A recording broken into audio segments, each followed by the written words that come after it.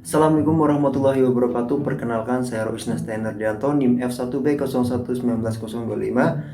Pada kesempatan kali ini saya akan mempresentasikan mengenai pedoman pemanfaatan media sosial instansi pemerintah menurut Permen PAN RB nomor 83 tahun 2012. Oke, langsung ke slide pertama, yaitu di bab pendahuluan atau bab 1. Nah, pada bab 1 ini tertera tujuan pedoman pemanfaatan media sosial instansi pemerintah, yang mana tujuannya itu adalah untuk menciptakan keterbukaan, komunikasi yang efektif dan interaktif, serta saling menguntungkan antara instansi pemerintah dengan pemangku kepentingan dalam penyelenggaraan humas pemerintah.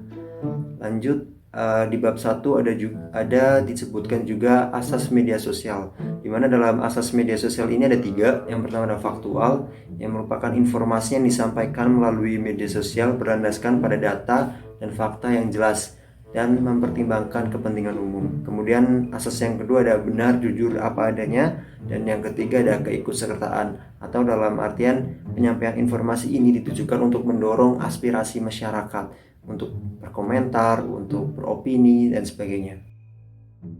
Kemudian dalam bab 1 juga disebutkan pengertian-pengertian umum, yaitu yang pertama ada pengertian umum dari instansi pemerintah. Instansi pemerintah itu apa sih? Nah, instansi pemerintah itu merupakan kementerian, lembaga pemerintah non-kementerian, sekretariat lembaga negara, lembaga setingkat menteri dan lembaga lain, lembaga non-struktural, serta pemerintah provinsi dan juga kabupaten atau kota.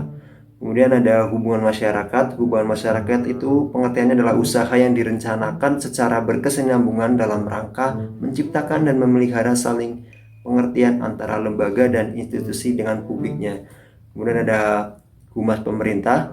Pengertian dari humas pemerintah yaitu merupakan lembaga humas dan atau praktisi humas pemerintah yang melakukan fungsi manajemen dalam bidang informasi dan komunikasi yang persuasif, efektif, dan efisien untuk menciptakan hubungan yang harmonis dan saling menguntungkan dengan publiknya melalui berbagai sarana kehumasan dalam rangka menciptakan citra dan reputasi yang positif instansi pemerintah. Kemudian di pengertian umum juga ada lembaga humas. Nah, lembaga humas ini pengertiannya merupakan unit organisasi dalam instansi pemerintah yang melakukan fungsi manajemen bidang informasi dan komunikasi kepada publiknya. Kemudian ada pengertian dari praktisi humas pemerintah, yaitu yang merupakan individu yang pekerjaan dan atau jabatannya itu melaksanakan tugas dan fungsi kehumasan pada instansi pemerintah. Kemudian ada pengertian umum dari media sosial, yang mana media sosial itu merupakan media yang basisnya adalah internet dan sifatnya itu dua arah atau web 2.0 dan terbuka bagi siapa saja, yang memungkinkan para penggunanya dengan mudah untuk berinteraksi, berpartisipasi, berdiskusi, berkolaborasi, dan menciptakan berbagai isi di dalamnya. Oke, selanjutnya kita ke bab 2, yaitu yang akan membahas mengenai dasar-dasar media sosial di instansi pemerintah. Dalam bab 2 ini disebutkan manfaat dari media sosial. Nah, manfaatnya itu ada 6, yang mana yang pertama itu menyebarluaskan informasi pemerintah agar menjangkau masyarakat. Yang kedua, membangun peran aparatur negara dan masyarakat melalui media sosial. Yang ketiga, menyosialisasikan strategi dan tujuan pembangunan di masa yang akan mendatang. Yang keempat, membangun interaksi antara pemerintah dengan masyarakat. Kemudian yang kelima, meningkatkan kesadaran dan peran serta masyarakat terhadap kebijakan dan program pemerintah. Dan yang terakhir yaitu menggali aspirasi, opini, dan masukan masyarakat terhadap kebijakan dan program pemerintah. Nah, dari manfaat-manfaat yang tadi ada 3 kategori manfaat media sosial yang diperoleh pemerintah. Apa aja itu?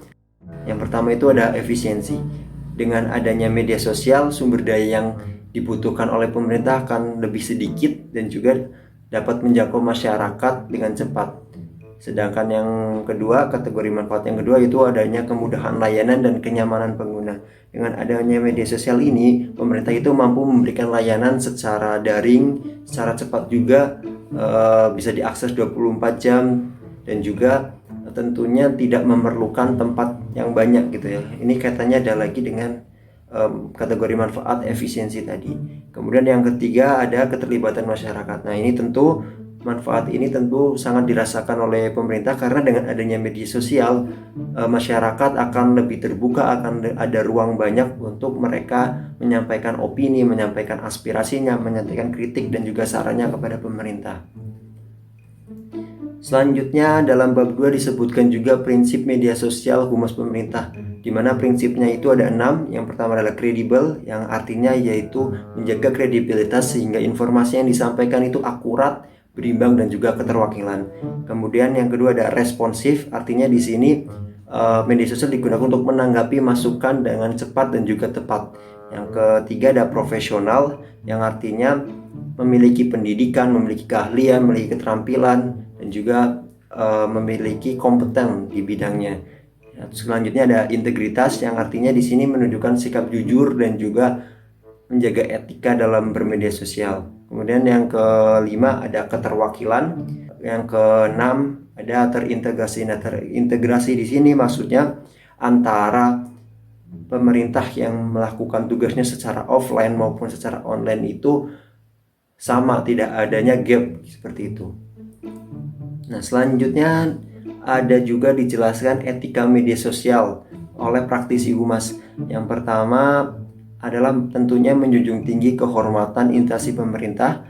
Kemudian yang kedua memiliki keahlian, kompetensi, objektivitas, kejujuran dan juga integritas. Kemudian yang ketiga adalah menjaga rahasia negara dalam melaksanakan dan juga melaksanakan sumpah jabatannya. Kemudian yang keempat menegakkan etika yang berlaku agar tercipta citra dan juga reputasi yang baik bagi pemerintah. Yang kelima adalah menghormati kode etik pegawai negeri. Kemudian yang keenam menyampaikan dan menerima informasi publik yang benar, tepat dan juga akurat. Yang ketujuh menghargai, menghormati dan juga membina solidaritas serta nama baik instansi dan juga perorangan. Yang kedelapan melaksanakan keterbukaan informasi publik sesuai ketentuan peraturan perundang-undangan. Nah, selanjutnya di bab 2 juga disampaikan atau dijelaskan jenis-jenis media sosial, di mana menurut pedoman ini ada 8 jenis media sosial. Yang pertama ada media publikasi, yang contohnya itu seperti blogspot, blogger, WordPress, intinya yang berbasis website seperti itu ya. Kemudian ada microblog seperti Twitter, kemudian blog. Kemudian yang ketiga ada jenis media sosial yang digunakan untuk berbagi atau sharing, contohnya seperti Flickr, YouTube, Instagram, Pinterest, SlideShare seperti itu. Kemudian yang keempat ada media jejaring sosial, contohnya seperti Facebook, Instagram juga sebenarnya termasuk ke dalam media sosial. Kemudian juga Twitter juga termasuk, ada Google+, ada LinkedIn dan lain sebagainya. Kemudian yang kelima ada media kolaborasi, contohnya seperti Wikipedia, Wikimedia, Wikileaks. Nah, ini kaitannya mungkin lebih ke arah pendidikan seperti itu ya.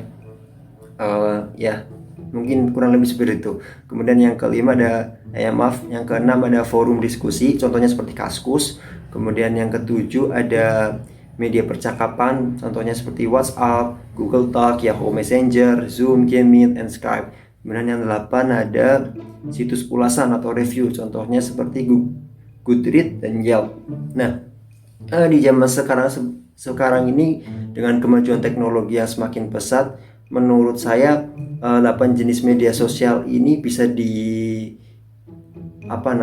dimasukkan hanya dalam satu aplikasi. Contohnya seperti WhatsApp. WhatsApp sekarang bisa digunakan sebagai media sharing, dapat juga digunakan sebagai media percakapan, bisa juga digunakan sebagai forum diskusi, bisa juga digunakan sebagai jejaring sosial. Nah, dengan adanya kemajuan zaman, semakin banyak fitur-fitur hanya dengan menggunakan satu aplikasi seperti itu. Selanjutnya dalam bab 2 juga disebutkan halayak dari media sosial. Nah, halayak dari media sosial ini dibagi menjadi 2 berdasarkan demografi, yang kemudian berdasarkan teknografis. Nah, berdasarkan demografi juga dibagi lagi, yaitu warga asli digital, yang kedua migran digital. Nah, dalam selanjutnya berdasarkan teknografis itu dibagi menjadi 7 kelompok, yaitu ada kelompok kreator, ada kelompok konversasionis, kemudian ada kelompok kritik, ada kelompok kolektor, ada kelompok joiners, ada kelompok spektator, kemudian ada juga kelompok yang inaktif, yang tidak aktif seperti itu. Kemudian sarana dan prasarana media sosial. Nah, dalam bermedia sosial tentunya kita membutuhkan sarana yang berupa minimal adalah gadget atau HP. Kemudian kita bisa menggunakan laptop, bisa menggunakan komputer, tablet dan lain sebagainya. Kemudian selain kita menggunakan sarana tadi seperti komputer dan gadget, kita juga butuh nih prasarananya. Selama kita punya gadget tapi nggak ada prasarannya seperti itu WiFi, kita nggak bisa bermain media sosial. Minimal kita ada kuota data lah seperti itu. Selanjutnya kita masuk ke bab 3, yaitu yang membahas mengenai pengelolaan pemanfaatan media sosial. Nah, dalam bab 3 ini dijelaskan dalam pengelolaan manajemen media sosial itu, yang pertama kita mulai dulu dari perencanaan media sosial. Nah, dalam perencanaan media sosial itu kita bisa menggunakan dalam instansi pemerintah itu bisa menggunakan metode POS, People, Objective, Strategi, Teknik. Dimana yang pertama ke people dulu, tahap people, yaitu kita harus menentukan dulu halayak-nya atau orang-orang yang akan kita jadikan sasaran komunikasi dan perilaku online. Kira-kira kreator kah, atau joiners kah, atau kritikus kah, dan sebagainya. Kemudian yang setelah kita menentukan halayaknya, kita tentukan nih sasaran atau objektifnya, tujuan kita mau ngapain, menyasar mereka, menyasar kreator, kita tujuannya itu mau ngapain, gitu kita harus tentukan. Kemudian yang ketiga, kita tentukan dulu strateginya. Kira-kira bagaimana nih caranya kita mengkomunikasikan atau menyasar orang-orang yang kira-kira mereka kreator dengan cara-cara kreatif kah, atau dengan cara-cara pendekatan yang lebih basa-basi dan sebagainya, seperti itu. Dan yang terakhir adalah teknologinya. Teknologinya kira-kira apa nih yang dibutuhkan untuk melakukan media sosial dengan sasaran-sasaran dan juga menggunakan strategi-strategi tadi. Setelah kita melakukan perencanaan, kita bisa tahu nih tujuan secara garis besarnya instansi pemerintah melakukan media sosial itu apa sih. Itu yang pertama itu untuk menyimak, listening, kemudian untuk berbicara, untuk menyampaikan segala program-programnya seperti itu.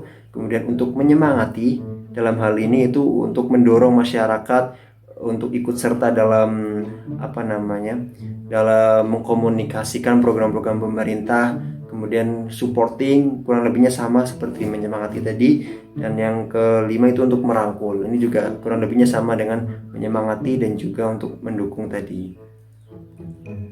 Nah, selanjutnya setelah kita melakukan perencanaan, barulah kita melakukan pelaksanaan. Nah, di mana pelaksanaannya itu ada langkah-langkahnya. Di sini yang pertama, seperti tadi, kita menentukan halayaknya terlebih dahulu. Kemudian setelah itu kita membuat atau memilih akun media sosial yang mau kita gunakan. Terus kita buat dulu akunnya. Setelah itu kita mulai mengunggah, mulai memberikan informasi, mulai menyampaikan program-program kita di akun media sosial tersebut. Kemudian selanjutnya kita pantau, kemudian kita respon percakapan-percakapan yang ada, kemudian kita analisis bagaimana kelanjutannya seperti apa, dan ya selanjutnya mungkin bisa dievaluasi setelahnya. Intinya seperti itu. Dan mungkin langkah-langkah ini sebenarnya langkah-langkah yang sudah rutin kita semua lakukan ya, yang tanpa sadar kita juga sudah mengerti langkah-langkah seperti itu.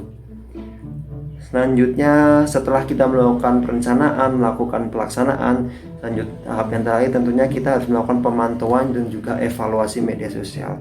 Nah, pengertian pemantauan media sosial itu apa sih? Nah, di sini disebutkan pemantauan media sosial itu merupakan proses identifikasi dan penilaian mengenai persepsi halayak terhadap instansi dengan menyimak semua percakapan halayak di berbagai media sosial. Nah, tujuannya untuk apa? Tujuannya itu untuk mengukur dan juga untuk menganalisis kecenderungan persepsi, opini, dan sikap halayak terhadap instansi. Kemudian yang kedua selanjutnya pengertian dari evaluasi. Nah, evaluasi itu apa? Nah, evaluasi itu meliputi berbagai aspek meliputi berbagai aspek luas, jangkauan yang tercipta, intensitas, kedalaman, isi diskusi, dan juga masukan yang diperoleh. Nah, evaluasi itu bisa meliputi apa aja sih? Evaluasi itu bisa meliputi input, output, outcome, maupun juga manfaat. Nah, tadi selanjutnya dalam proses pemantauan dan juga evaluasi itu tentunya ada pengukurannya. Nah, di sini pengukuran itu ada 5 kategori yang dapat diukur, yaitu yang pertama ada jangkauan, kemudian ada frekuensi dan lalu lintas, kemudian ada pengaruh, yang keempat ada percakapan dan keberhasilan, dan yang terakhir ada keberlanjutan. Nah, di sini jangkauan itu indikatornya apa aja? Indikatornya seperti jumlah tautan, jumlah tweet, retweet, seperti itu. Frekuensi, nah frekuensi itu banyaknya ya lalu lintas, seringnya mereka mungkin melihat postingan kita, atau mungkin mereka mengklik postingan kita, mereka meretweet seperti tadi ya. Nah, itu frekuensi banyaknya, lebih banyak. Kalau jangkauan itu sejauh mana sih menyasarnya, seperti itu. Kemudian pengaruhnya bagaimana, dengan contohnya mungkin pengaruh itu bisa kita lihat dengan apa yang kita tweet itu. Kalau di Twitter itu mungkin kita bisa lihat kita pengaruhnya di trendingnya ya, itu bisa menjadi salah contohnya pengaruh. Nah, indikator pengaruh. Kemudian percakapan dan keberhasilan, kita bisa mengamati percakapannya bagaimana, di dalamnya komentarnya seperti itu. Terus keberlanjutan ini berkaitan dengan loyalitas. Artinya di sini berarti berlanjutan itu bagaimana orang itu mengikuti apa yang kita sampaikan sebelumnya, seperti itu. Kemudian selanjutnya kita akan membahas mengenai alat analisis yang lainnya untuk mengukur berbagai hal di media sosial. Nah, dalam media sosial ini ada alat-alat yang bisa kita gunakan untuk membantu kita menganalisis segala hal mengenai media sosial. Yang pertama itu ada Google Analytics, kemudian ada Omniture, ada Tweet Meme Analytics, ada Hotsuite, ada Bitly, ada PostRank, ada Socialto, ada Social Mention. Nah, sebenarnya di zaman sekarang ini seperti Instagram, seperti YouTube, bahkan sudah menyediakan alat analisis sendiri bagi kita para pengguna akunnya. Contohnya kalau kita di Instagram bisa lihat ketika kita post foto, kita bisa lihat jangkauannya sejauh mana, orang-orang yang melihat postingan kita itu berapa gitu, itu kita bisa lihat insight-nya gitu ya. Di story, contohnya di story itu kita bisa lihat insight-nya, siapa yang mengeklik, tautan yang ada di post story kita itu juga kita bisa mengetahui. Kemudian selanjutnya alat analisis percakapan. Mungkin ini kurang lebihnya sama seperti tadi, dimana kalau di Twitter itu contohnya di sini ada Twitter Mention, dimana dalam Twitter Mention itu membantu pengguna untuk menganalisis siapa yang melakukan atau mengatakan sesuatu terhadap pengguna melalui Twitter. Itu bisa ya. Mungkin itu yang dapat saya sampaikan. Terima kasih. Apabila ada kekurangan dan lebihnya saya mohon maaf. Terima kasih. Assalamualaikum warahmatullahi wabarakatuh.